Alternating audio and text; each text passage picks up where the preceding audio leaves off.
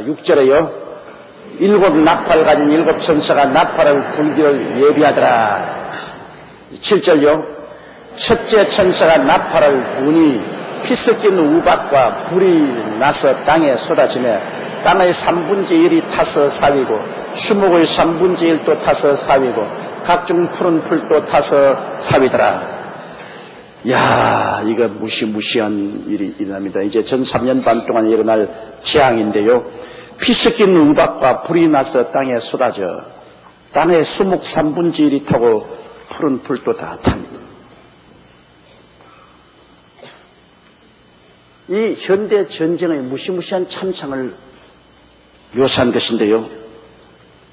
옛날에 사도 요한이 살던 시대는 무기라고 해봤자 창 던지고 활 쏘는 것밖에 없었어요. 그러니까 요사이 원자탄, 수소탄 터지는 것은 그가 환상을 보고 도저히 설명을 할 수가 없죠. 수소폭탄 메가톤급 하나면 웬만한 나라 하나가 순식간에 날아가 버립니다. 요사이. 옛날에 사도 요한 시대에 활이나 창 던지던 그때하고는 비교가 안 되죠. 그러니까 사도 요한이 보니까 피 섞인 우박과 불이 나서 땅에 쏟아지가 땅 수목 3분의 1이 땅 3분의 1이 타서 사위고 수목의 3분의 1도 타서 사위고 각종 푸른 풀도 타서 사위되니까 이 어마어마한 파괴는 그 요한 시대에는 꿈도 못 봐요. 땅 3분의 1이 불타버리고 수목 3분의 1이 불타버리고 이런 큰 재앙이 어떻게 감이 일어납니까? 그때는 지진이 나거나 산불이 나도 그런 재앙은 있을 수 없어요. 그러나 오늘날에는 이 말이 수긍되고도 남은 것입니다. 1945년 8월 일본 히로시마 원자 폭탄이 떨어졌을 때 그때 히로시마와 나가사키 두 도시에 죽은 사람 수가 20만 명입니다. 근데 그때 원자탄이라는 것은 하나의 원시적인 원자탄입니다. TNT 2만 톤 수준이었습니다. 그러나 오늘날 대륙간 탄도미사일에 장착된 핵탄두는 그때 히로시마와 나가사키에 떨어진 폭탄의 10 내지 25배 위력이 있습니다. 그러면 대륙간 탄도탄 휙 하고 우주에 올라가 저 직구에 떨어지는 것은 한 번 떨어지면 여러분 히로시마와 나가사키에 20만 명 죽었으면 한 방에 200만 명에 혹은 250만 명이 죽습니다. 그런 대륙간 미사일 하나 날아가는 그 지금 북한이 그 이까붐이란 대륙간 탄도탄을 개발하려고 한번 쏘았지 않습니까? 연습용으로 쏘았는데 그것 때문에 미국이 떠들썩하고 일본이 막 떠들썩하고 야단법석한 것은 북한이 그 이까붐을 만들면은 이걸 가지고 일본 도시를 때리면은 적어도 한 도시가 순식간에 사라집니다. 이걸 만약 하와이나 알래스카나 로스앤젤레스까지 날아가면 미국이 이거 박살납니다. 그래서 미국이 북한을 협박을 했다가 달랬다가 온갖 일을 다 합니다. 쌀 줄게 그거 하지 마라. 옷 줄게 하지 마라.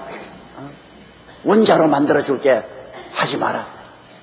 달랩니다. 그러나 북한은 협박밖에 살 길이 없기 때문에 죽으나 사나 거기서 매달립니다. 왜? 살 길이 배운 게 협박밖에 배운 게 없어요. 그러니까 자꾸 협박하는 거예요.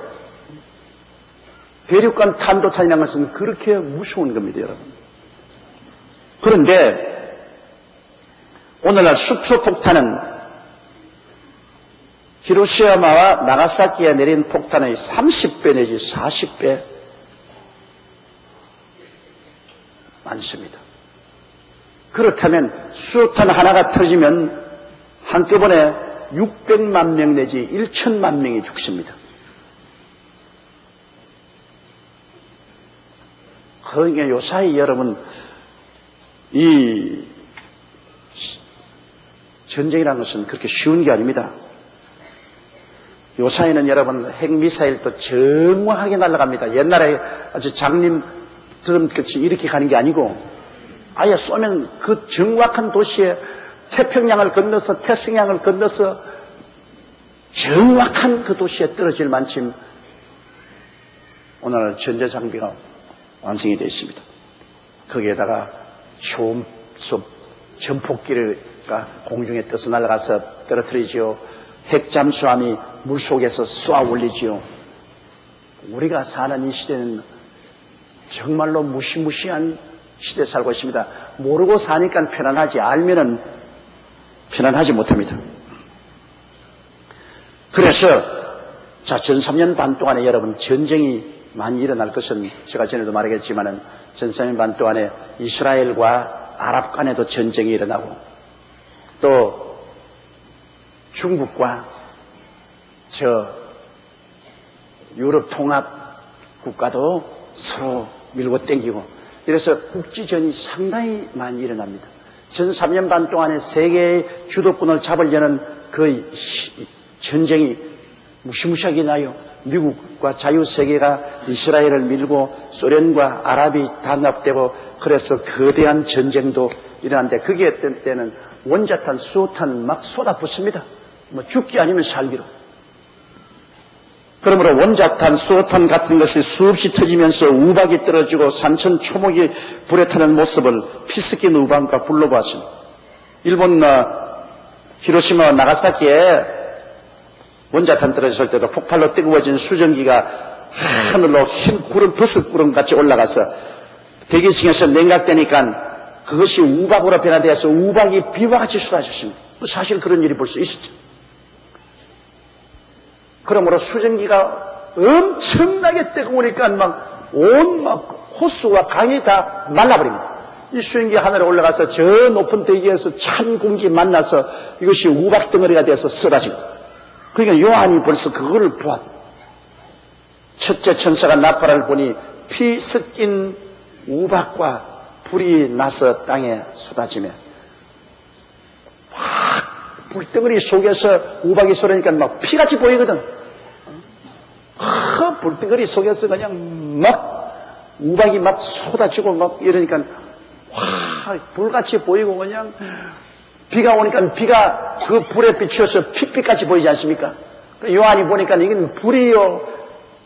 그 불이 또 비에 비치니까 피요. 우박이요.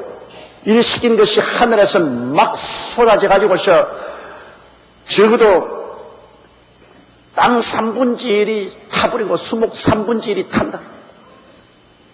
거대한 전쟁입니다. 거대한 전쟁. 그러니까 그때 여러분 이 땅에 안 살아있기가 다행이지 그때 살아있으면 참 곤란하지. 그때까지 살아있고 싶은 사람은 뭐 계시라만도 나는 안 있을랍니다.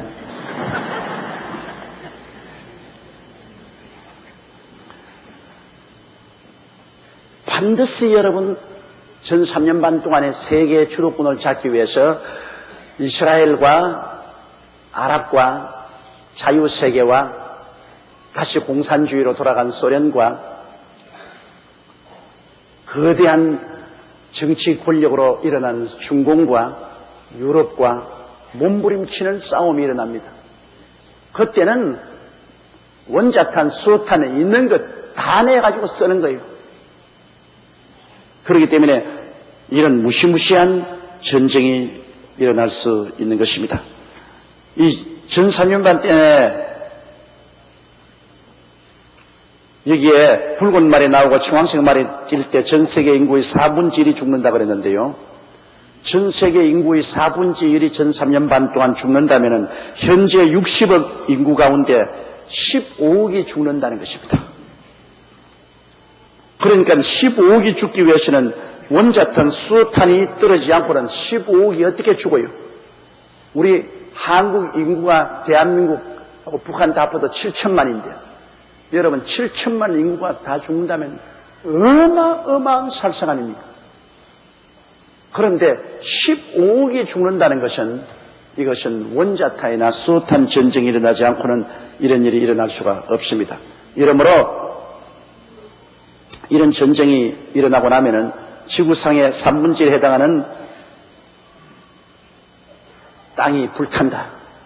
여러분, 지구상의 3분의 1의 땅이 불타버리면 논밭의 곡식들이 다 타버리고 토양이 황폐해 들어서 결국에는 어마어마한 기근이 또 다가오는 거예요.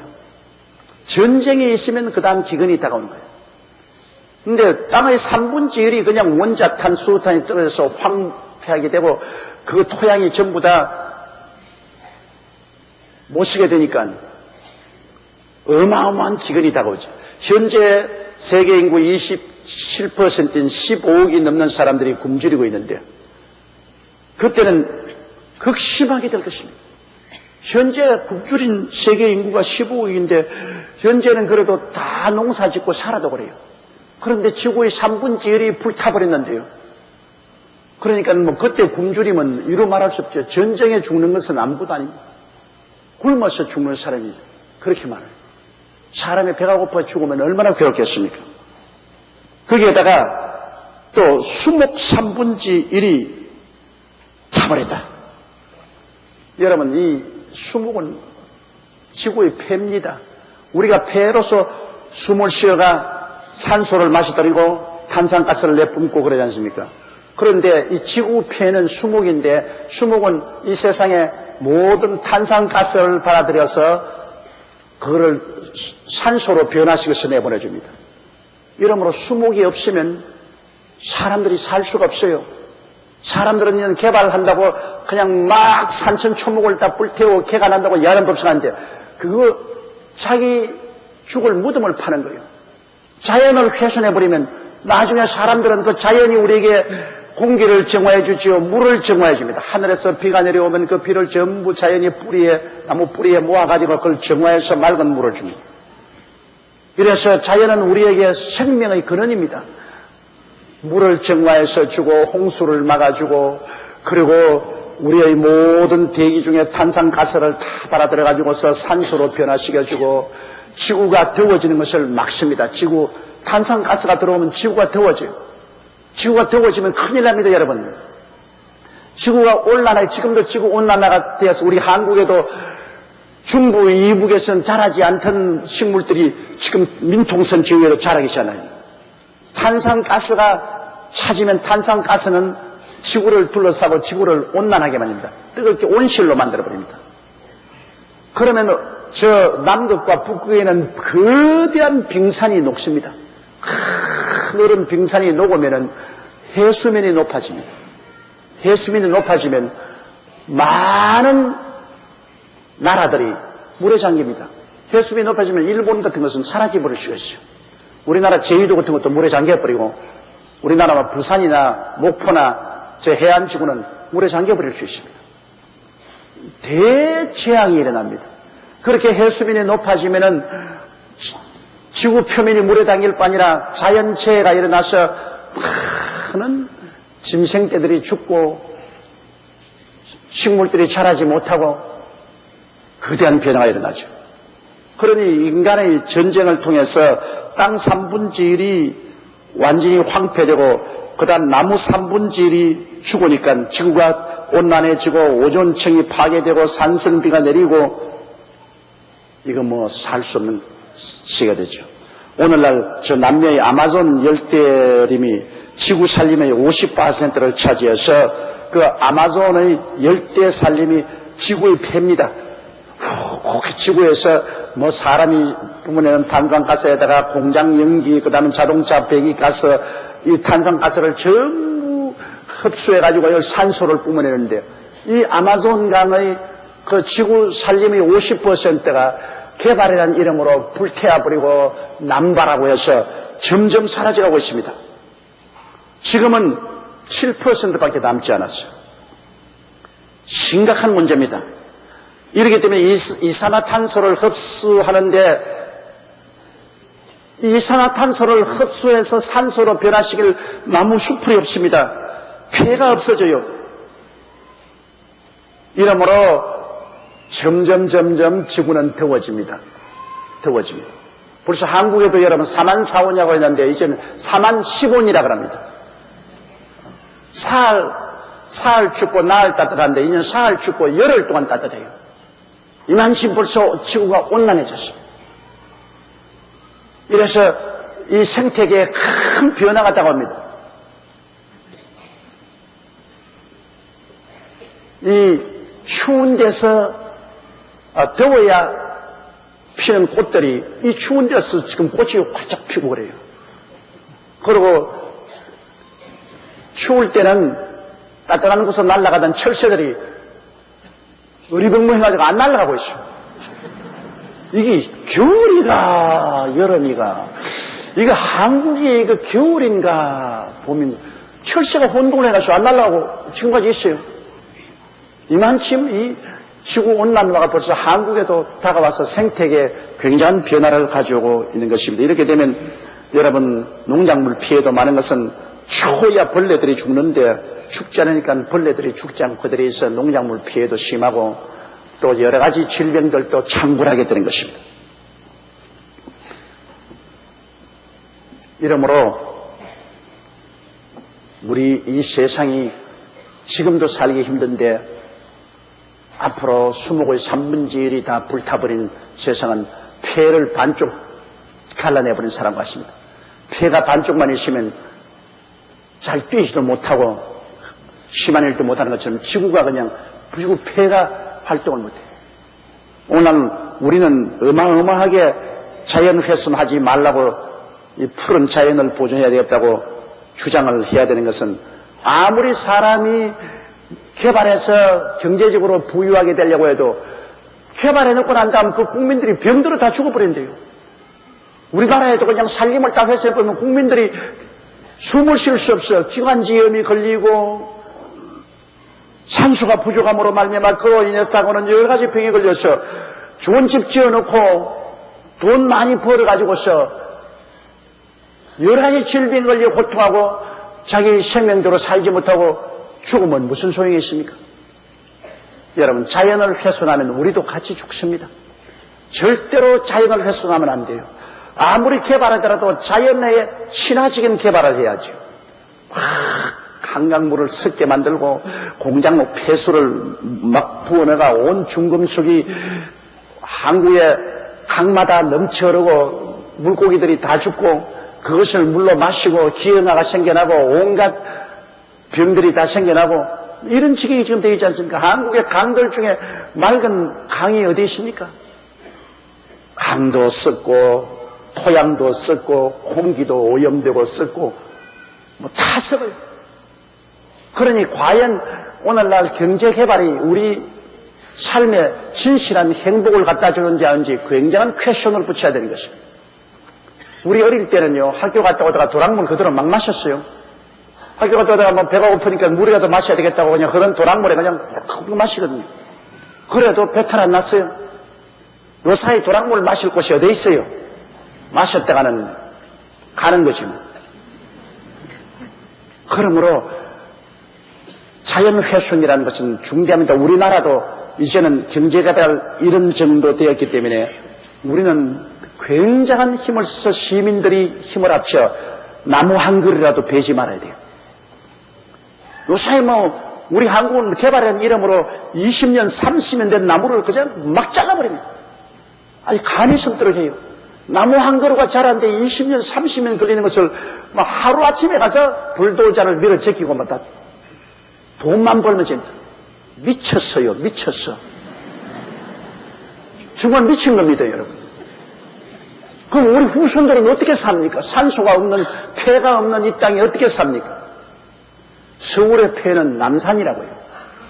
남산이 저렇게 푸른 풀밭이 우거지는 것은 서울에 있는 많은 탄산가스를 거기에서 걸러낸다고요.